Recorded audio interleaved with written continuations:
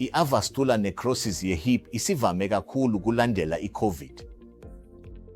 Ngemuva kwe-COVID, sibone abantu abaningi abanale nkinga ye-IVN esifubeni sekhanda lomlenze futhi sesisebenzile amakhulu abantu abanjalo. Lokhu kungenxa yokuthi i-COVID ngokwayo ikhiqiza i-AVN kanye nama-steroid asetshenziselwa i-COVID. Izimpawu zifaka ubuhlungu esifubeni somlenze, ukugxumeka, nobunzima ekuhambeni. Ezithombeni ze-X-ray kwesinye isikhathi zizobonakala zijwayelekile.